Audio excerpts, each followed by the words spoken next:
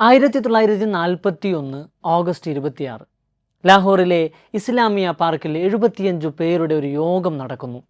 India ഉപഭൂഖണ്ഡത്തിൽ മുസ്ലിം രക്ഷകരായി ഒരു പുതിയ രാഷ്ട്രീയ സാമൂഹിക മുന്നേറ്റം തുടങ്ങുന്നു എന്നായിരുന്നു ആ സായാഹ്നത്തിൽ ചേർന്ന യോഗത്തിൻ്റെ അവകാശവാദം. ഇന്ത്യ വിഭജിച്ച് മുസ്ലിങ്ങൾക്ക് മാത്രമായി ഒരു രാജ്യം വേണമെന്ന അഖിലേന്ത്യാ മുസ്ലിം ലീഗിൻ്റെ ആവശ്യത്തെ ഈ യോഗം നിരാകരിച്ചു.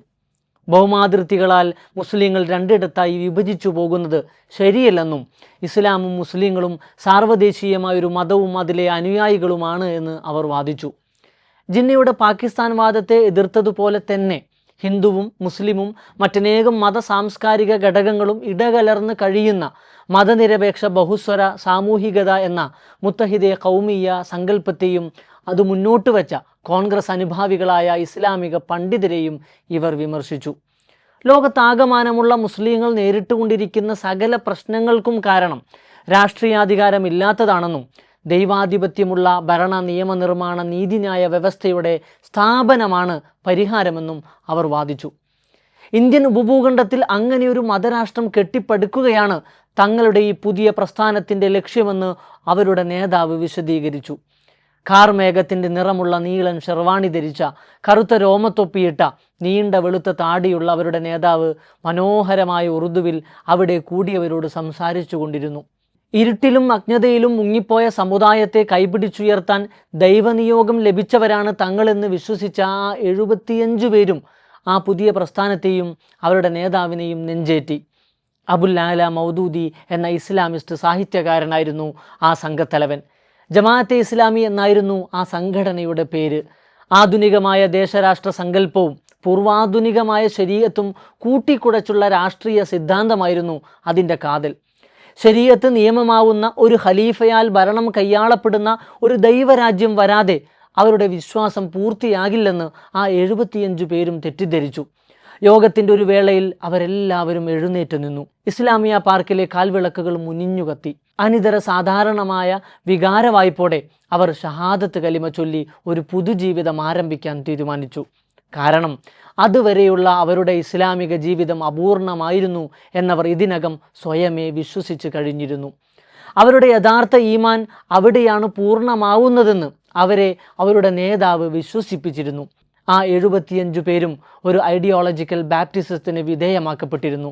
സത്യം പറഞ്ഞാൽ ലോകത്തെ ഏറ്റവും കൂടുതൽ മുസ്ലിങ്ങളെ അവിശ്വാസികളും ബഹുദൈവാരാധകരും അജ്ഞരുമായി ചാപ്പകുത്തിയ ഹാക്കിമിയത്ത് ഹുക്കൂമത്തെ ഇലാഹി സിദ്ധാന്തങ്ങളുടെ ഇന്ത്യൻ പതിപ്പായിരുന്നു അന്ന് ലാഹോറിലെ ആ ഉദ്യാനത്തിൽ പിറന്നു വീണത്. ജമാഅത്തിന് ഒരു മുൻമാതൃക ഉണ്ടായിരുന്നു. അത് ഈജിപ്തിലെ മുസ്ലിം ബ്രദർഹുഡ് ആയിരുന്നു. ഒരു ഖിലാഫത്ത് സംസ്ഥാപനത്തോടെ മാത്രമേ മുസ്ലിങ്ങളുടെ കെടുതികൾ അവസാനിക്കുകയുള്ളൂ എന്ന് വിശ്വസിച്ചവരായിരുന്നു മുസ്ലിം ബ്രദർഹുഡ്. തുടക്കത്തിൽ സാമൂഹിക സന്നദ്ധ പ്രവർത്തനങ്ങളുമായി ആരംഭിച്ച ആ മുസ്ലിം ജാഗരണ പ്രസ്ഥാനം പതിയെ തീവ്ര ഇസ്ലാമിസ്റ്റ് സങ്കല്പത്തിലേക്ക് വീണു പോവുകയായിരുന്നു എന്ന് പറയുന്നവരുമുണ്ട്. മൗദൂദിക്ക് ജമാഅത്തെ ഇസ്ലാമി സ്ഥാപിക്കാൻ പ്രചോദനമായത് ഇഖ്വാനുൽ മുസ്ലിമൂൻ എന്ന ഈ വാൻഗാർഡ് പാൻ ഇസ്ലാമിസ്റ്റ് മൂവ്മെൻ്റ് ആയിരുന്നു. ബ്രദർഹുഡിൻ്റെ ഏറ്റവും പ്രധാനപ്പെട്ട മുഖമായ സയ്യിദ് കുത്തുബും തൻ്റെ അനുയായികളോട് പറയാറുണ്ടായിരുന്നത് പുതിയ അംഗങ്ങളെ കൊണ്ട് ഷഹാദത്ത് കലിമ ചൊല്ലിക്കണമെന്നായിരുന്നു. അല്ലാഹുവല്ലാതെ മറ്റാരെയും ഭരണാധികാരിയും വിധികർത്താവുമായി അംഗീകരിക്കാൻ കഴിയില്ല എന്ന വിശ്വാസമായിരുന്നു അവർക്ക്. മുസ്ലിം ബ്രദർഹുഡിൻ്റെ ഈ ഹാക്കിമിയത്ത് സിദ്ധാന്തത്തെ അവതരിപ്പിച്ചതിൽ പ്രധാനിയായിരുന്നു സയ്യിദ് കുത്തുബ്. അബുൽ ആല മൗദൂദിയെ പോലെ തന്നെ ഒരു സാഹിത്യകാരനായിരുന്നു അദ്ദേഹവും. പരമ്പരാഗത ഇസ്ലാമിക ജ്ഞാന പാരമ്പര്യങ്ങളിലൂടെ മതവിജ്ഞാനീയങ്ങളിൽ പരിശീലനം നേടിയവരായിരുന്നില്ല ഇരുവരും എന്നത് ശ്രദ്ധേയമാണ്. യഥാക്രമം അറബിയിലും ഉറുദുവിലും അസാമാന്യമായ ഭാഷാവൈഭവം കുത്തുബിനും മൗദൂദിക്കുമുണ്ടായിരുന്നു. ഈ ഭാഷാ നൈപുണിയുടെ പിൻബലത്തിലാണ് ഇരുവരും അവരുടെ ഖുർആൻ വ്യാഖ്യാനങ്ങൾ രചിക്കുന്നത്. കുത്തുബും മൗദൂദിയും രചിച്ച എണ്ണമറ്റ കൃതികളിൽ അവരുടെ അനുയായികളെ ഏറ്റവും സ്വാധീനിച്ച രചനയും ഈ ഖുർആൻ വ്യാഖ്യാനങ്ങളാണ്. സയ്യിദ് കുത്തുബിൻ്റെ ഫീളിലാൽ ഖുർആനും മൗദൂദിയുടെ മഫാഹിമുൽ ഖുർആനും ബ്രദർഹുഡ് ജമാഅത്തെ ഇസ്ലാമി അനുയായികൾക്കിടയിൽ വലിയ പ്രചാരം നേടി. കുത്തുബിൻ്റെ മആലിം ഫി തരീഖ്, മൗദൂദിയുടെ ഹഖീഖത്തെ ജിഹാദ് തുടങ്ങിയ രചനകളും അവരുടെ ഹാക്കിമിയത്ത് ഹുക്കൂമത്തെ ഇലാഹി സങ്കല്പങ്ങളെ കൂടുതൽ പരപ്പിൽ വിശദീകരിച്ച രചനകളാണ്. ലാ ഇലാഹ ഇല്ലല്ലാഹ്, ആരാധനക്കർഹൻ അള്ളാഹു മാത്രമാണ് എന്നതാണ് ഒരു മുസ്ലിമിൻ്റെ വിശ്വാസത്തിൻ്റെ അടിസ്ഥാനം. എന്നാൽ അള്ളാഹുവിൻ്റെ ഉലൂഹിയത്ത് അഥവാ ദൈവീകത്വം, ഹാക്കിമിയത്ത് അഥവാ വിധികർത്തൃത്വം എന്നതിലേക്ക് ചുരുക്കി ലാ ഹാക്കിമ ഇല്ലല്ലാ, അള്ളാഹു അല്ലാതെ വേറെ ഒരു വിധികർത്താവില്ല എന്നതാണ് വിശ്വാസത്തിൻ്റെ, ഈമാനിൻ്റെ അടിസ്ഥാനം എന്ന് വാദിക്കുകയാണ് ഫലത്തിൽ ഹാക്കിമിയത്ത്, ഹുക്കൂമത്തെ ഇലാഹി സൈദ്ധാന്തികർ ചെയ്തത്. അതായത് അള്ളാഹു അല്ലാതെ വേറെ എന്തിനേയും ആരാധിക്കുന്നത് അവിശ്വാസമാണ്. ബഹുദൈവാരാധനയോ ഇതര ദൈവാരാധനയോ ഇസ്ലാമിൽ നിന്ന് പുറത്തു പോകാൻ കാരണവുമാണ്.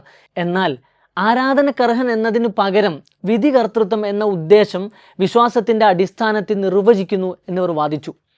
അപ്പോൾ അള്ളാഹു അല്ലാത്ത വേറെ ഒരു അധികാരി കൊണ്ടുവന്ന നിയമങ്ങൾ അനുസരിക്കുന്നത് അവിശ്വാസമാവുകയും ഇസ്ലാമിൽ നിന്ന് പുറത്തു പോകാൻ കാരണമാവുകയും ചെയ്യുന്നു എന്നായിരുന്നു ഇവരുടെ വാദം. ഒന്നുമല്ലാത്തതിൽ നിന്ന് എല്ലാം സൃഷ്ടിക്കാനുള്ള കഴിവ്, അൽ ഖുദ്റത്തു അലൽ ഇഖ്തിറാ അല്ലെങ്കിൽ സർവജ്ഞാനം, ആലിമാവുക എന്നത് എന്നിവയൊക്കെയാണ് അള്ളാഹുവിൻ്റെ ഉലൂഹിയത്തിൻ്റെ ഏറ്റവും പ്രധാന സവിശേഷത എന്നാണ് ഏറെയും പണ്ഡിതന്മാരുടെ അഭിപ്രായം. അള്ളാഹു വിധികർത്താവാണെന്നും എല്ലാ വിധിവിലക്കുകളും അള്ളാഹുവിൻ്റെ മാത്രം അധികാരത്തിലാണെന്നും മുസ്ലിങ്ങൾ ഏകോപിക്കുന്ന വസ്തുതയാണ്. എന്നാൽ അള്ളാഹുവിൻ്റെ അല്ലാത്ത നിയമങ്ങൾക്ക് കീഴിൽ ജീവിക്കുന്നത് കൊണ്ടോ ശരീഅത്ത് അല്ലാത്ത നിയമങ്ങളുടെ നിർമ്മാണത്തിൽ പങ്കുചേരുന്നത് കൊണ്ടോ വിശ്വാസം ഇല്ലാതായി പോകുമെന്ന്, അത് ശിർക്കും കുഫ്രിയത്തുമാണ് എന്ന് കുത്തുബും മൗദൂദിയും കണ്ടെത്തുന്നത് അവരുടെ തന്നെ സ്വതന്ത്ര ചിന്തയുടെ ബലത്തിലാണ്. അല്ലാതെ ഇസ്ലാമിൻ്റെ പരമ്പരാഗത ജ്ഞാനധാരയിൽ നിന്ന് ഇവരുടെ ഈ രാഷ്ട്രീയ സിദ്ധാന്തങ്ങൾക്ക് പിൻബലമാകുന്ന ഒന്നും തന്നെ ലഭിക്കുന്നില്ല. ഖുർആനിൽ പല ഭാഗങ്ങളിലായി പറഞ്ഞിട്ടുള്ള ഹുക്കുമിനെ സംബന്ധിച്ച ആയത്തുകൾക്ക് പുതിയ വ്യാഖ്യാനങ്ങൾ നൽകിയാണ് ഈ ആശയങ്ങൾ കുത്തുബും മൗദൂദിയും വാദിക്കുന്നത്. സൂറത്തുൽ അൻആമിലെ 57, 62 ആയത്തുകൾ, സൂറത്തുൽ മാഇദയിലെ 44, 45, 47 ആയത്തുകൾ എന്നിങ്ങനെ അള്ളാഹുവിനാണ് ഹുക്കുമ് എന്ന് പറയുന്ന, അള്ളാഹുവിൻ്റെ ഹുക്കുമ് അല്ലാത്തതുകൊണ്ട് വിധിക്കുന്നവർ പിഴച്ചവരാണ് എന്ന് പറയുന്ന ആയത്തുകൾ വ്യാഖ്യാനിച്ച് വശത്താക്കിയാണ് ഹാക്കിമിയത്ത്, ഹുക്കൂമത്തെ ഇലാഹി വാദങ്ങൾ നിരത്താൻ ഇവർ ശ്രമിക്കുന്നത്. ഖുർത്തുബിയെ പോലുള്ള ഏറ്റവും വിഖ്യാതരായ ഖുർആൻ വ്യാഖ്യാതാക്കൾ ഖവാരിജുകൾ എന്ന പണ്ടത്തെ ഒരു അവാന്തര വിഭാഗം ഉയർത്തിയ ഹാക്കിമിയത്തിന് സമാനമായ വാദങ്ങളെ ഇത്തരം ഭാഗങ്ങളിൽ നിശിതമായി വിമർശിക്കുന്നത് കാണാവുന്നതാണ്. ഇവിടെ എല്ലാ വിധികളും വിലക്കുകളും പരമമായി അള്ളാഹുവിൻ്റെ അധികാരത്തിലാണ് എന്ന് വിശ്വസിക്കുകയാണ് വിശ്വാസിയുടെ കടമ. ശരീഅത്ത് നിർബന്ധമാക്കിയത് വിലക്കാനോ വിലക്കിയത് അനുവദനീയമാക്കാനോ ആർക്കും അധികാരമില്ലെന്നും വിശ്വസിക്കണം.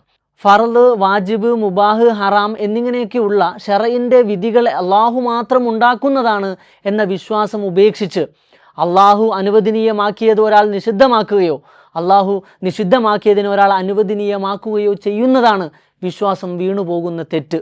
അതേസമയം അവനവൻ ജീവിക്കുന്ന രാഷ്ട്രങ്ങളിലെ സാഹചര്യങ്ങളിൽ ഭരണ സംവിധാനങ്ങളിലെ നിയമങ്ങൾ അനുസരിക്കുന്നതുകൊണ്ട്, അതായത് വിശ്വാസത്തിനപ്പുറത്തുള്ള കർമ്മം കൊണ്ട് അവൻ ശിർക്ക് ചെയ്യുന്നവനാകുന്നില്ല എന്നതാണ് ഇസ്ലാമിക പണ്ഡിതരുടെ വിധി. വിശ്വാസം, കർമ്മം എന്നീ രണ്ട് കാര്യങ്ങളിലെ അന്തരം മനസ്സിലാക്കാതെയാണ് ഹുക്കുമ് സംബന്ധിച്ച ആയത്തുകൾക്ക് മൗദൂദിയും കുത്തുബും വ്യാഖ്യാനം കൊണ്ടുവരുന്നത്. ലളിതമായി പറഞ്ഞാൽ ഇസ്ലാമിലെ ഫിഖഹിൻ്റെയും അഖീദയുടെയും നിദാന ശാസ്ത്രത്തിലുള്ള അറിവില്ലായ്മ കൊണ്ട് സംഭവിച്ച മഹാപിശകാണ് സത്യത്തിൽ ഇവരുടെ ഹാക്കിമിയത്ത്, ഹുക്കൂമത്തെ ഇലാഹി വാദം. വിഖ്യാത ഇസ്ലാമിക പണ്ഡിതൻ ഡോക്ടർ ഉസാമ മഹ്മൂദ് അൽ അസ്ഹരി രചിച്ച അൽ ഹഖുൽ മുബീൻ ഫി റദ്ദി അലാമൻ തലാഅബ ബിദ്ദീൻ എന്ന ഗ്രന്ഥത്തിൽ അദ്ദേഹം ഹാക്കിമിയത്ത്, ഹുക്കൂമത്തെ ഇലാഹി വാദങ്ങൾ പാരമ്പര്യ വിശ്വാസ കർമ്മശാസ്ത്രധാരകളുടെ പിൻബലമില്ലാത്ത ഒന്നാണ് എന്ന് സമർത്ഥിക്കുന്നതായി കാണാം. മൗദൂദിയുടെ അഭിപ്രായത്തിൽ പ്രവാചകന്മാരെ അള്ളാഹു നിയോഗിച്ചത് തന്നെ ഹാക്കിമിയത്ത് ഉറപ്പിക്കാനാണ്. അതിൽ പല പ്രവാചകന്മാരും പരാജയപ്പെട്ടു എന്നുവരെ മൗദൂദി പറഞ്ഞു വെക്കുന്നുണ്ട്. വിശ്വാസികളുടെ നിസ്കാരം, നോമ്പ്, സക്കാത്ത് തുടങ്ങിയവ ഹാക്കിമിയത്ത് ഉറപ്പിക്കുന്ന ഭരണത്തിന് വേണ്ടി നടത്തേണ്ട ജിഹാദിനുള്ള തയ്യാറെടുപ്പാണെന്നും അദ്ദേഹം പറയുന്നു. ഹഖീഖത്തെ ജിഹാദിൽ മൗദൂദി പറയുന്നത് ഇതാണ്: അള്ളാഹു അല്ലാത്തവരുടെ ഭരണം അവസാനിപ്പിച്ച് അള്ളാഹുവിൻ്റെ ഭരണം സ്ഥാപിക്കുക എന്ന മനുഷ്യൻ്റെ മേൽ നിർബന്ധ ബാധ്യതയായ ലക്ഷ്യത്തിന് വേണ്ടി ജീവൻ സമർപ്പിച്ച് പരിശ്രമിക്കുന്നതിൻ്റെ പേരാണ് ജിഹാദ്. നിസ്കാരം, നോമ്പ്, സക്കാത്ത് തുടങ്ങിയ എല്ലാം ജിഹാദിന് വേണ്ടിയുള്ള തയ്യാറെടുപ്പാണ്. എന്നാൽ മുസ്ലിങ്ങൾക്കത് വെറും ആത്മീയ കാര്യം മാത്രമായി പോയി. ദൈവരാജ്യം സ്ഥാപിക്കുന്നത് നിയോഗമായിരുന്നിട്ടും പ്രവാചകന്മാർ പലരും പരാജയപ്പെട്ടു എന്നാണ് മൗദൂദി പറയുന്നതെങ്കിൽ, ഖുർആൻ വ്യാഖ്യാനം നടത്തിയ മഹാപണ്ഡിതരായ ഖുർആൻ വ്യാഖ്യാതാക്കൾ, മുഫസ്സിരീങ്ങൾ യഥാർത്ഥ തൗഹീദ് വിശദീകരിക്കുന്നതിൽ വീഴ്ച പറ്റി എന്നാണ് കുത്തുബ് ആരോപിക്കുന്നത്. വുളു മുറിയുന്ന കാര്യങ്ങൾ പഠിപ്പിക്കുന്നതിലാണ് കൂടുതൽ ശ്രദ്ധ. ഭരണത്തിലെ ശിർക്കിനെ കുറിച്ച് പഠിപ്പിക്കുന്ന കാര്യത്തിൽ സമുദായവും പണ്ഡിത ലോകവും പരാജയപ്പെട്ടു എന്ന് ഏതാണ്ട് സമാനമായ രീതിയിൽ ഇരുവരും കുറ്റപ്പെടുത്തുന്നുണ്ട്. പല പ്രവാചകന്മാർക്കും കർമ്മശാസ്ത്ര വിശ്വാസശാസ്ത്ര ഇമാമുകൾക്കും മഹാപണ്ഡിതർക്കും ലക്ഷക്കണക്കിന് സാത്വികർക്കും കഴിയാതെ പോയത് തങ്ങൾ നടപ്പിലാക്കുകയാണ് എന്ന ഭാവമായിരുന്നു ഹാക്കിമിയത്ത് സൈദ്ധാന്തികർക്കും അവരുടെ പിന്നിൽ ഗമിച്ച അനുയായികൾക്കും. തൗഹീദുൽ ഹാക്കിമിയത്ത് സമ്പൂർണമായാലാണ് വിശ്വാസം പൂർത്തിയാവുക, അല്ലെങ്കിൽ അവർ ഷിർക്കുൽ ഹാക്കിമിയത്താണ് ചെയ്യുന്നത് എന്നിവർ വാദിച്ചു. അങ്ങനെയുള്ളവർ ജാഹിലിയത്തിലാണ് എന്നും കുത്തുബ് തൻ്റെ ഫീലിലാൽ ഖുർആനിൽ വിശദീകരിക്കുന്നുണ്ട്. അള്ളാഹു അല്ലാതെ ഒരു ദൈവമില്ല എന്ന് വിശ്വസിച്ചതുകൊണ്ടോ ആരാധനകളെല്ലാം അള്ളാഹുവിന് മാത്രം സമർപ്പിച്ചതുകൊണ്ടോ ഒരാൾ മുസ്ലിം ആവില്ല. വിധികർത്തൃത്വം കൂടി അള്ളാഹുവിന് മാത്രമായി വകവെച്ചു കൊടുത്താലേ ഒരാൾ മുസ്ലിം ആകുന്നുള്ളൂ. മുസ്ലിങ്ങൾ മുഹമ്മദ് നബി സല്ലല്ലാഹു അലൈഹി വസല്ലമക്ക് മുൻപുള്ള കാലഘട്ടത്തിലേക്ക് അഥവാ ജാഹിലിയത്തിലേക്ക് മടങ്ങിപ്പോയെന്നും സയ്യിദ് ഖുത്ബ് വാദിക്കുന്നുണ്ട്. മൗദൂദി പറയുന്നത് ഖിലാഫത്ത് റാഷിദയ്ക്ക് ശേഷമുള്ള കാലഘട്ടങ്ങളിൽ ജീവിച്ച മുസ്ലിങ്ങൾ ജാഹിലിയത്തിലാണ് എന്നാണ്. ഇസ്ലാമിൻ്റെ രാഷ്ട്രീയ സിദ്ധാന്തം എന്ന പുസ്തകത്തിൽ ഇത് കാണാവുന്നതാണ്. ഏതാണ്ട് ഇത് തന്നെയാണ് സയ്യിദ് ഖുത്ബും പറയുന്നത്. അൽ അദാലത്തുൽ ഇജ്തിമാഇയിൽ പറയുന്നത് ലോകത്താകമാനം പരിശോധിച്ചാലും ഇസ്ലാമിൻ്റെ ഉണ്മയെ കണ്ടെത്താൻ കഴിയില്ലെന്നും ഈ മതം അപ്രത്യക്ഷമായി പോയി എന്നുമാണ്.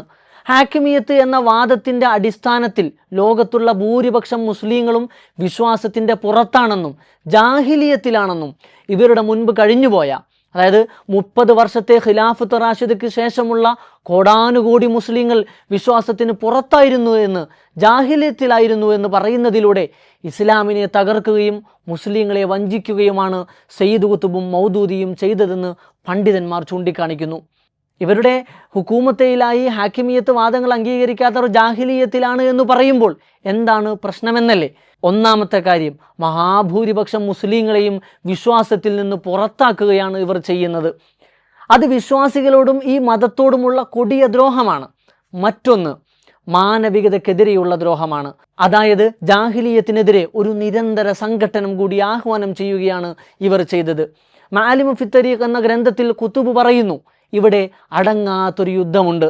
ജാഹിലിയത്ത് ഈ ഭൂമിയിൽ നിന്ന് നിഷ്കാസിതമാകുന്നത് വരെ, ഈ വ്യവസ്ഥ ജയിക്കുന്നത് വരെ, അനുസരണം അപ്പാടെയും അള്ളാഹുവിനായി തീരും വരെ, അഥവാ ആധിപത്യം മുഴുവൻ അള്ളാഹുവിനായി തീരും വരെ, ഭൂമിയിലെ ദൈവാധിപത്യത്തെ എതിർക്കുന്നവർ ആട്ടിയോടിക്കപ്പെടും വരെ ഒടുങ്ങാത്തൊരു യുദ്ധമുണ്ട്. സാമുവൽ പി ഹണ്ടിങ്ടൻ്റെ ക്ലാഷ് ഓഫ് സിവിലൈസേഷൻ എന്ന സംഘട്ടന സിദ്ധാന്തത്തിന് സമാന്തരമായ ഒന്നാണ് ഖുത്ബ് പ്രചരിപ്പിച്ചത്. പിൽക്കാലത്ത് ലോകത്ത് വിനാശകരമായി ഭവിച്ച മുസ്ലിങ്ങളോടും മുഴുവൻ മാനവികതയോടും കൊടിയ ക്രൂരതകൾ ചെയ്ത ഐസിസ് അടക്കമുള്ള ഭീകരവാദ പ്രസ്ഥാനങ്ങളെ ഏറ്റവും കൂടുതൽ സ്വാധീനിച്ചതും പ്രചോദിപ്പിച്ചതും ഈ ഹാക്കിമിയത്ത് സിദ്ധാന്തങ്ങളാണ് എന്നതാണ് സത്യം. ഐസിസിൻ്റെ വേദവാക്യങ്ങളായ സാലിഹ് സിരിയുടെ റിസാലത്തുൽ ഈമാൻ, അബ്ദുസലാം ഫറജിൻ്റെ അൽ ഫരീലത്തുൽ ഗായിബ, ഷുക്രി മുസ്തഫയുടെ തക്ഫീരി പ്രസ്ഥാനം, ഹിജ്റ സിദ്ധാന്തം എന്നു തുടങ്ങി അപകടം പിടിച്ച ഭീകരവാദ സാഹിത്യങ്ങളും ചിന്തകളും കടം കൊണ്ടത് ഖുത്ബിൻ്റെയും മൗദൂദിയുടെയും രചനകളും വാദങ്ങളുമാണ് എന്ന് വിഖ്യാതമായ അൽ അസ്ഹർ സർവകലാശാലയിലെ ഉസൂലുദ്ദീൻ ഫാക്കൽറ്റി കൂടിയായ ഡോക്ടർ ഉസാം അൽ അസ്ഹരി അടിവരയിടുന്നു. ഐസിസ് നേതാവായിരുന്ന അബൂ മുഹമ്മദ് അദ്നാനിയുമായി സംഭാഷണം നടത്തി ഐസിസിൻ്റെ ചിന്താപദ്ധതികളെ അപഗ്രഥിച്ച അൽ ലഫ്ലുസാനി ഫി തർജുമത്ത് അദ്നാനി എന്ന പുസ്തകത്തിലും ഇതേ വസ്തുതകൾ കാണാൻ കഴിയും. ഇസ്ലാമിക് സ്റ്റേറ്റ് എന്ന ആഗോള ഭീകര സംഘടന ഏറ്റവും കൂടുതൽ ആക്രമിച്ചതും കുരുതി നടത്തിയതും മുസ്ലിങ്ങളെ തന്നെയാണ്. അതുപോലെ അവർ ഏറ്റവും കൂടുതൽ തകർത്തു കളഞ്ഞത് മുൻകാല പ്രവാചകരുടെ മസാറുകളും സൂഫി വര്യരുടെ മക്കാമുകളുമാണ്. ഈ വസ്തുതക്ക് എങ്ങനെ വിശദീകരണം നൽകും? ഇത് പലരും ആശ്ചര്യത്തോടെ കാണുന്ന ഒരു കാര്യമാണ്. ഇതിൻ്റെ കാരണങ്ങൾ എന്താണ് എന്ന് ആലോചിക്കുമ്പോൾ ചെന്നെത്തുന്നത് ഹാക്കിമിയത്ത് വാദങ്ങളുടെ പിന്നാമ്പുറങ്ങളിലാണ് എന്നതാണ് വസ്തുത. ആദർശ വിഷയത്തിൽ വ്യക്തമായും പരസ്യമായും വിരുദ്ധരായവരോട് ഇസ്ലാം സഹിഷ്ണുത കാണിക്കും. പക്ഷേ നാവുകൊണ്ട് ഇസ്ലാമാണെന്ന് വാദിച്ച് പ്രവൃത്തി കൊണ്ട് അതിനെ നിഷേധിക്കുന്നവർ ഉണ്ടല്ലോ, അവരോട് ഇസ്ലാമിന് സഹിഷ്ണുതയില്ല. ഇതാണ് ഹാക്കിമിയത്ത് വാദക്കാരുടെ കാഴ്ചപ്പാട്. ഇത് ഉസാം അൽ അസ്ഹരി തൻ്റെ പുസ്തകത്തിൽ കൃത്യമായി തെളിവുകൾ സഹിതം വിവരിക്കുന്നുണ്ട്. നിലവിൽ ലോകത്തുള്ള മുസ്ലിം രാജ്യങ്ങൾ പോലും ജാഹിലിയത്തിലാണ് എന്ന അഭിപ്രായമാണ് ഹാക്കിമിയത്തുകാർക്കുള്ളത്. അപ്പോൾ പിന്നെ ജനാധിപത്യത്തിൻ്റെ കാര്യം പറയേണ്ടതില്ലല്ലോ. ജമാഅത്തെ ഇസ്ലാമിക്ക് ഇന്ത്യയിലെ ജനാധിപത്യ വ്യവസ്ഥിതിയോട് ഏറെക്കാലം പ്രത്യക്ഷത്തിൽ തന്നെ കടുത്ത എതിർപ്പായിരുന്നു എന്ന് കാണാം. കാരണം മൗദൂദിയെ സംബന്ധിച്ചിടത്തോളം രാഷ്ട്രമില്ലെങ്കിൽ ദീൻ ഈ ലോകത്ത് സ്ഥാപിക്കാൻ കഴിയില്ല. മാത്രവുമല്ല, രാഷ്ട്രമില്ലാത്ത ദീൻ ഭൂമിയിൽ ഒരിക്കലും പടുത്തുയർത്തിയിട്ടില്ലാത്ത, എന്നാൽ മനസ്സിൽ മാത്രം അവശേഷിക്കുന്ന ഒരു കെട്ടിടം പോലെ മിഥ്യയാണ്. രാഷ്ട്രവും ഭരണവും ഉണ്ടെങ്കിലേ ഇസ്ലാം പൂർണ്ണമാവൂ എന്ന അബദ്ധജടിലമായ വാദമാണിത്. സയ്യിദ് ഖുത്ബ് പറഞ്ഞതും ഇത് തന്നെയാണ്. മൗദൂദി ഹഖീഖത്തെ ജിഹാദിൽ പറയുന്നത് പ്രകാരം വിശ്വാസിയുടെ പരമമായ ലക്ഷ്യം ശരീഅത്തുള്ള ഭരണം സ്ഥാപിക്കലാണ് എന്നാണ്. അങ്ങനെ ഒരു നിർബന്ധ ബാധ്യത ഇന്ത്യയിലെ മുസ്ലിങ്ങൾക്കില്ല എന്നാണ് ഇവിടെയുള്ള മുസ്ലിം പണ്ഡിതർ അസന്നിഗ്ധമായി പറയുന്നത്. ഇസ്ലാമിക ഭരണത്തിന് വേണ്ടി ഒരു ഭരണാധികാരിയെ സ്ഥാപിക്കുന്നത് നിർബന്ധമാകുന്ന കാര്യമാണ് എന്ന കർമ്മശാസ്ത്ര വീക്ഷണത്തെ സന്ദർഭത്തിൽ നിന്ന് അടർത്തിയും തലയും വാലും വെട്ടിയുമാണ് ജമാഅത്തെ ഇസ്ലാമി പലപ്പോഴും അവതരിപ്പിക്കാറുള്ളത്. അഹ്ലുൽ ഹല്ലി വൽ അഖദ് എന്ന വിഭാഗത്തിനാണ് ഒരു ഖലീഫയെ സ്ഥാപിക്കേണ്ട ബാധ്യതയുള്ളത്. ഇന്ത്യൻ ഭരണഘടന കൊണ്ട് അധികാരം സ്ഥാപിച്ചിട്ടുള്ള നമ്മുടെ ഇന്ത്യ രാജ്യത്ത് അങ്ങനെ ഒരു അഹ്ലുൽ ഹല്ലി വൽ അഖദ് നമ്മുടെ ഭരണഘടന തന്നെയാകും. ആ ഭരണഘടന നമുക്കിപ്പോൾ ഒരു ജനാധിപത്യ ഭരണം വ്യവസ്ഥ ചെയ്തിട്ടുണ്ട്. അതിനു മീതെ ഇവിടെയുള്ള ഒരു മുസ്ലിമിനും ഒരു മതരാജ്യമുണ്ടാക്കാനുള്ള ബാധ്യത ഇല്ല തന്നെ.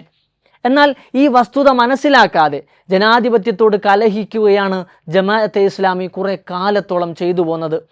ഇന്ത്യയിലെ ആദ്യ പൊതുതെരഞ്ഞെടുപ്പിൽ ജമാഅത്ത് പങ്കെടുത്തില്ലെന്ന് മാത്രമല്ല, അതിനെ എതിർത്ത് ലഘുലേഖയും പുറത്തിറക്കി. അന്നത്തെ അമീർ അബുല്ലൈസ് നദ്വിയുടെ ലഘുലേഖയിൽ തെരഞ്ഞെടുപ്പ് പ്രക്രിയയിൽ പങ്കെടുക്കുന്നത് ശരീഅത്തിനോടുള്ള നഗ്നമായ ലംഘനമാണെന്നായിരുന്നു തീർപ്പ്. 1952 ജനുവരി ലക്കം പ്രബോധനത്തിൽ ഇങ്ങനെ വായിക്കാം: ഇന്നാട്ടിലെ ഭരണം ഇസ്ലാമികമായിരിക്കുമെന്ന് ഗവൺമെൻറ് പ്രഖ്യാപിക്കുകയോ അഥവാ തെരഞ്ഞെടുപ്പിൽ പങ്കെടുക്കുക വഴി ഭരണം ഇസ്ലാമികമാക്കി മാറ്റാൻ കഴിയുമെന്ന് ജമാഅത്തിന് തോന്നുകയോ ചെയ്യാത്ത കാലത്തോളം ഞങ്ങൾ തെരഞ്ഞെടുപ്പിൽ പങ്കെടുക്കില്ല. 1957 തെരഞ്ഞെടുപ്പിലും ഇതേ നിലപാടാണ് ജമാഅത്തിനുണ്ടായിരുന്നത്. അവരുടെ ജിന്ദഗി എന്ന മാസികയിൽ ഇതേക്കുറിച്ച് ലേഖനങ്ങളും പ്രസിദ്ധീകരിക്കപ്പെട്ടു. ജമാഅത്തെ ഇസ്ലാമിയുടെ പ്രസിദ്ധമായ റാംപൂർ സമ്മേളനത്തിൽ പഞ്ചായത്ത് പോലുള്ള സംവിധാനങ്ങളിലും ഭാഗമാകരുത് എന്നായിരുന്നു നദ്വിയുടെ അഭിപ്രായം. 1961 ജമാഅത്തെ ഇസ്ലാമിയുടെ ഷൂറയിൽ തെരഞ്ഞെടുപ്പ് പങ്കാളിത്തം ചർച്ച ചെയ്യപ്പെട്ടെങ്കിലും ഒന്നും സംഭവിച്ചില്ല. ജമാഅത്തിൻ്റെ മതരാഷ്ട്രവാദത്തെ തുടർന്ന് RSSനൊപ്പം 1975 അടിയന്തരാവസ്ഥ കാലത്ത് ജമാഅത്തെ ഇസ്ലാമി നിരോധിക്കപ്പെടുന്നുണ്ട്. ശേഷം വന്ന തെരഞ്ഞെടുപ്പിൽ കോൺഗ്രസിനെ തോൽപ്പിക്കാൻ അണികൾക്ക് വോട്ട് ചെയ്യാം എന്ന തീരുമാനം ജമാഅത്ത് കൈക്കൊണ്ടു. പക്ഷേ അതിനുശേഷം വീണ്ടും തെരഞ്ഞെടുപ്പ് പങ്കാളിത്തം വിലക്കുകയാണ് ഇവർ ചെയ്തത്. പക്ഷേ ഒരിക്കൽ വോട്ട് ചെയ്തതിൻ്റെ ഫലമാവണം ജമാഅത്തിനുള്ളിൽ വ്യത്യസ്ത അഭിപ്രായങ്ങൾ ഉടലെടുത്തു തുടങ്ങി. 1978 മഹാരാഷ്ട്ര തിരഞ്ഞെടുപ്പിൽ ഷംസ് പീർസാദ എന്ന ജമാഅത്ത് നേതാവ് മുസ്ലിം ഡെമോക്രാറ്റിക് ഫോറം സ്ഥാപിച്ചു. ബീഹാർ തെരഞ്ഞെടുപ്പിലും ചില ജമാഅത്ത് നേതാക്കൾ പ്രചരണ പരിപാടികൾ സംബന്ധിച്ചിരുന്നു. ഹൈദരാബാദിൽ അബ്ദുൽ ഹാഫിൽ ഖാൻ മുസ്ലിം ഫ്രണ്ട് രൂപീകരിച്ചു. ഇങ്ങനെയൊക്കെ ആയിട്ടും ജമാഅത്തിൻ്റെ തെരഞ്ഞെടുപ്പ് നയത്തിൽ വലിയ മാറ്റങ്ങൾ ഉണ്ടായില്ല എന്നതിൻ്റെ തെളിവാണ് 1979 അവരുടെ ഭരണഘടനയുടെ പ്രതി. അതിൽ ഇങ്ങനെ ഒരു ഭാഗം കാണാം: ദൈവികമല്ലാത്ത ഏതെങ്കിലും ഭരണവ്യവസ്ഥയിൽ താൻ വല്ല കുഞ്ചിക സ്ഥാനവും വഹിക്കുന്നവനോ അതിൻ്റെ നിയമനിർമ്മാണ സഭയിലെ അംഗമോ അതിൻ്റെ കോടതി വ്യവസ്ഥയ്ക്ക് കീഴിൽ ന്യായാധിപ സ്ഥാനത്ത് നിയമിക്കപ്പെട്ട ആളോ ആണെങ്കിൽ ആ സ്ഥാനം കൈയൊഴിയുക. നീതിന്യായ വ്യവസ്ഥയോടുള്ള സമീപനം സ്വാഭാവികമായും നിഷിദ്ധമാണ് എന്നത് തന്നെയാകണമല്ലോ. 1954 ജമാഅത്ത് അമീർ നദ്വി അറസ്റ്റ് ചെയ്യപ്പെട്ടപ്പോൾ നിയമ പോരാട്ടം നടത്തേണ്ടതില്ല എന്നതായിരുന്നു ജമാഅത്തിൻ്റെ നിലപാട്. ഇത് ഡെമോക്രസി ആൻഡ് ഇസ്ലാമിസം എന്ന ഇർഫാൻ അഹമ്മദിൻ്റെ പുസ്തകത്തിൽ വായിക്കാവുന്നതാണ്. ശരിയാണ്, ജമാഅത്തിൻ്റെ നിലപാട് അങ്ങനെ ആഹ്വാനേ അന്ന് തരമുള്ളൂ. ജമാഅത്തെ ഇസ്ലാമി പറയുന്നു, രാജ്യത്തെ നിലവിലുള്ള നീതിന്യായ വ്യവസ്ഥ മനുഷ്യനിർമ്മിത നിയമങ്ങളിൽ സ്ഥാപിതമായിരിക്കുന്നു. അതിന് കീഴിൽ നടക്കുന്ന സ്ഥാപനങ്ങളും അവയുടെ പ്രവർത്തനങ്ങളും നിഷിദ്ധമായത് എന്ന് തന്നെയാണ് ജമാഅത്തിൻ്റെ തുടക്കം മുതൽക്കുള്ള നിലപാട്. ഇവിടുത്തെ നീതിന്യായ വ്യവസ്ഥയോട് സഹായം തേടുന്നത് താഗൂത്തിനോട് സഹായം അഭ്യർത്ഥിക്കും പോലെ നിഷിദ്ധമാണ്.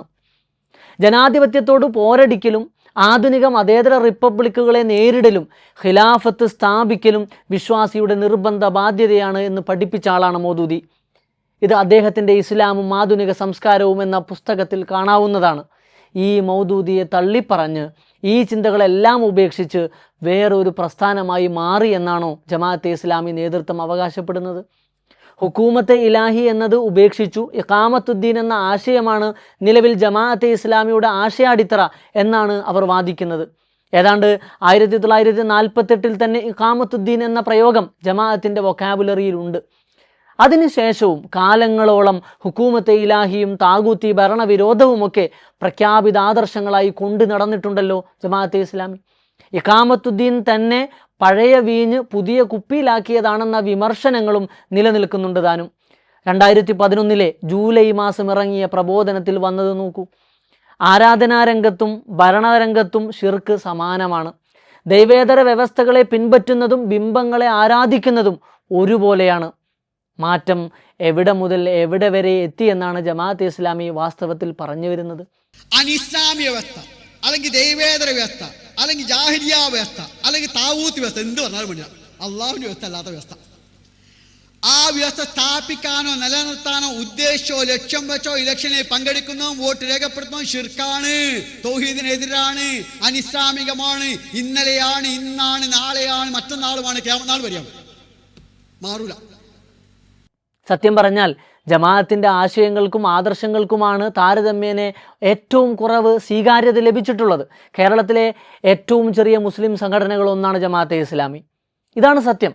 അതിൻ്റെ കാരണം ജമാഅത്തിൻ്റെ ആശയാദർശങ്ങളെ പരമ്പരാഗത ഇസ്ലാമിക പണ്ഡിതർ ശക്തിയുക്തം പ്രതിരോധിച്ചതുകൊണ്ടാണ് എന്ന് മനസ്സിലാക്കണം.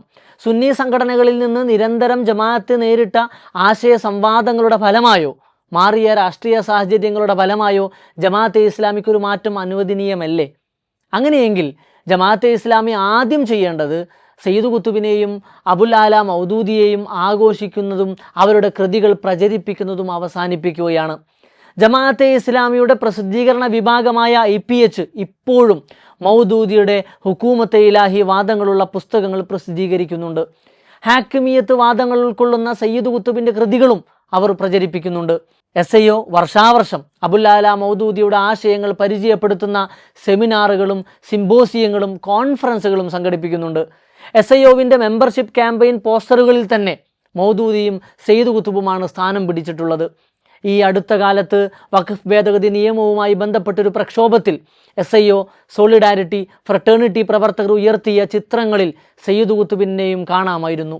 മതരാഷ്ട്രവാദത്തിൻ്റെ ഏറ്റവും ബീഭത്സമായ രൂപം അവതരിപ്പിക്കുകയും അത് പ്രചരിപ്പിക്കുകയും അതുവഴി ലോകത്തുള്ള മഹാഭൂരിപക്ഷം മുസ്ലിങ്ങളെയും അവിശ്വാസികളും അജ്ഞരുമായി മുദ്രകുത്തുകയും ചെയ്ത, അവർ നിഷ്കാസനം ചെയ്യപ്പെടേണ്ടവരാണ് എന്ന് വാദിക്കുകയും ചെയ്ത ആളുകളെ എന്തിനാണ് ജമാഅത്തെ ഇസ്ലാമി ഇപ്പോഴും കൊണ്ടു നടക്കുന്നത്? ഇനി ഈ മാറ്റം എന്ന് പറയുന്നത് ഒരുതരം അടവ് നയമാണോ? വോട്ട് ചെയ്യാമെന്നും മത്സരിക്കാമെന്നും സർക്കാർ ജോലികൾ ഏറ്റെടുക്കാമെന്നും പിൽക്കാലത്ത് തീരുമാനിച്ചതടക്കം ഇതെല്ലാം ജമാഅത്തിന്റെ അടവ് നയമാണോ? ഇത്ര തീർത്തും ജമാഅത്തെ ഇസ്ലാമി പറയുന്നില്ല. ഇപ്പോ കുറച്ചൊക്കെ സൂക്ഷിച്ചിട്ടാ വർത്താൻ പറയുന്നത്. നമുക്ക് ഇവിടെ ജീവിക്കട്ടെ. അപ്പൊ അതെല്ലാം പരിഗണിച്ചിട്ട് ചിലപ്പോ ഡെമോക്രസി മറ്റേ സെക്യുലറിസം എന്നെല്ലാം പറഞ്ഞിടും. അതൊക്കെ പദം കൊണ്ടുള്ള കളിയാ. 1952 അങ്ങനെ ഒരു കാര്യം പറഞ്ഞതുമാണല്ലോ. ഇന്നാട്ടിലെ ഭരണം ഇസ്ലാമികമായിരിക്കുമെന്ന് ഗവൺമെൻറ് പ്രഖ്യാപിക്കുകയോ അഥവാ തെരഞ്ഞെടുപ്പിൽ പങ്കെടുക്കുക വഴി ഭരണം ഇസ്ലാമികമാക്കി മാറ്റാൻ കഴിയുമെന്ന് ജമാഅത്തിന് തോന്നുകയോ ചെയ്യാത്ത കാലത്തോളം ഞങ്ങൾ തെരഞ്ഞെടുപ്പിൽ പങ്കെടുക്കില്ല എന്ന് അവർ പറഞ്ഞു. ഇന്നാട്ടിലെ ഭരണം ഇസ്ലാമികമായിരിക്കുമെന്ന് ഗവൺമെൻറ് പ്രഖ്യാപിച്ചതായി നമുക്കറിവില്ല. അപ്പോൾ പിന്നെ തെരഞ്ഞെടുപ്പിൽ പങ്കെടുത്താൽ ഭരണം ഇസ്ലാമികമാക്കാൻ കഴിയുമെന്ന് ജമാഅത്തിന് ബോധ്യപ്പെട്ട് കാണും എന്നാണോ? കമ്മ്യൂണിസ്റ്റ് പാർട്ടിക്ക് സോഷ്യലിസ്റ്റ് സൊസൈറ്റി സ്ഥാപിക്കണം എന്നുള്ളതുപോലെ RSSന് ഹിന്ദുത്വ രാഷ്ട്രം സ്ഥാപിക്കണം എന്നുള്ളതുപോലെ മതേതര ഭരണം നിലനിൽക്കണമെന്ന് കോൺഗ്രസ് ആഗ്രഹിക്കുന്നത് പോലെ ഇസ്ലാമിക ഭരണം വരണമെന്ന് ജമാഅത്തെ ഇസ്ലാമി ആഗ്രഹിക്കുന്നതിൽ തെറ്റുണ്ടോ എന്നൊരു ചോദ്യം പലപ്പോഴായി പല സന്ദർഭത്തിൽ ജമാഅത്തെ ഇസ്ലാമി നേതാക്കൾ പല വിധേന ഉയർത്തിയിട്ടുള്ളതാണ്. അതിൻ്റെ ഉത്തരം ഒന്ന്, മതം അതെത്ര നല്ലതായാലും ഈ രാജ്യത്തിൻ്റെ ഭരണമൂലം മതം ആവാൻ പറ്റില്ല. അതാണ് ഇവിടുത്തെ ഭരണഘടന പറയുന്നത്. RSS അല്ലാത്തൊരു ഹിന്ദു സംഘടന ഹിന്ദുമതത്തിൻ്റെ മാതൃകാ രാജ്യം സ്ഥാപിക്കണമെന്ന് പറഞ്ഞാലും അങ്ങനെ തന്നെയാണ്. ഹിന്ദുമതമോ ഇസ്ലാമോ ക്രൈസ്തവ മതമോ സിഖ് മതമോ അങ്ങനെ എന്തുമാവട്ടെ ഇന്ത്യയിൽ ഇത് നടപ്പില്ല. 2, ഒരു മാതൃകാ ഇസ്ലാമിക് സ്റ്റേറ്റ് ആണ് ജമാഅത്ത് മതരാഷ്ട്രവാദം കൊണ്ട് ഉദ്ദേശിക്കുന്നത് എന്ന് എങ്ങനെ നമ്മൾ വിശ്വസിക്കും? ബഹുഭൂരിപക്ഷം മുസ്ലിങ്ങളും തന്നെ ജാഹിലിയത്തിലും കുഫ്രിയത്തിലുമാണെന്നും അവരെ നിഷ്കാസനം ചെയ്യണമെന്നും പറയുന്നവർക്ക് എങ്ങനെയാണ് ബഹുസ്വര സുന്ദര ഇസ്ലാമിക ഭരണം സ്ഥാപിക്കാൻ സാധിക്കുക? ഒരേ കാര്യത്തിൽ രണ്ട് നിലപാട് എടുക്കുന്നതിൽ ബഹുമിടുക്കുണ്ട് ജമാഅത്തെ ഇസ്ലാമിക്ക്. എൻ്റെ ഒരു അനുഭവം പറയാം.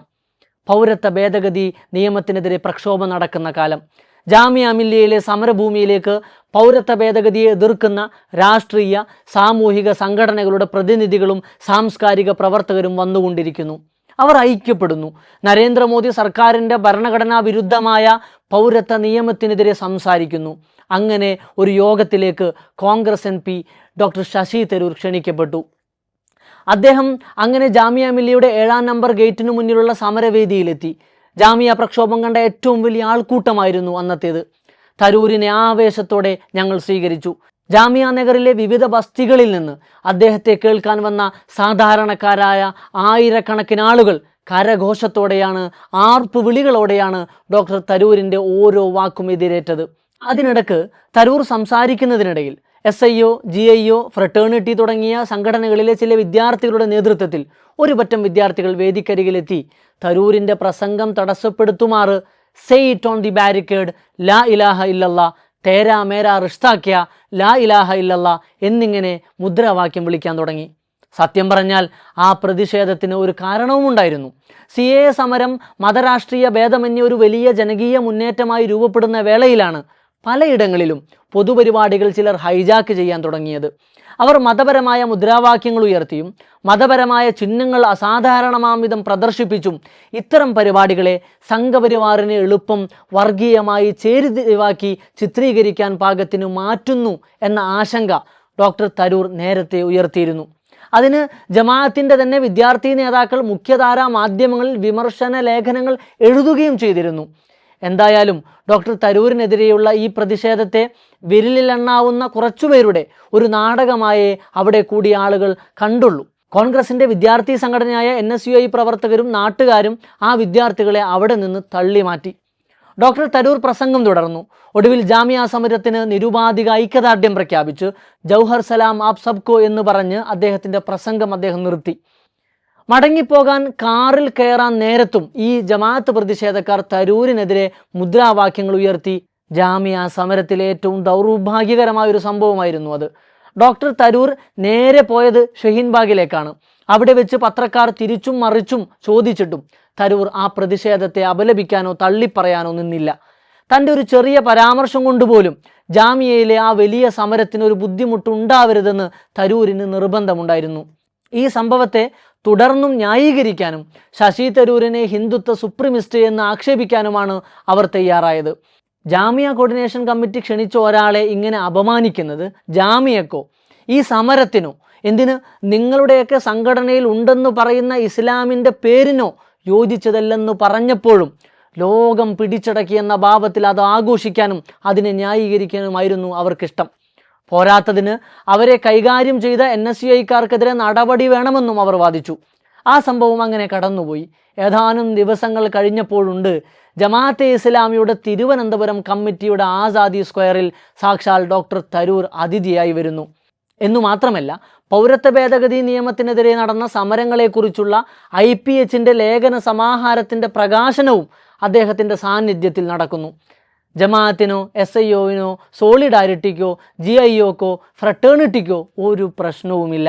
പിന്നെ ജാമിയയിൽ അവരെന്തേ അങ്ങനെ പെരുമാറി? അതാണ് ജമാഅത്തെ ഇസ്ലാമി എന്ന് അതേക്കുറിച്ച് ഇപ്പോൾ പറയാൻ നിർവാഹമുള്ളൂ.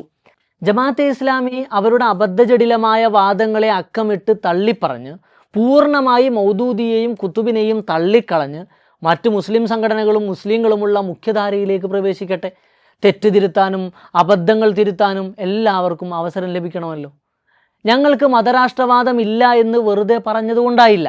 അതിൻ്റെ എല്ലാ അടയാളങ്ങളുമായും അവർ ബന്ധം വിച്ഛേദിക്കാൻ തയ്യാറാവണം. അതേസമയം രാഷ്ട്രീയ മുന്നണികളോടും ചിലത് പറയാതെ വയ്യ.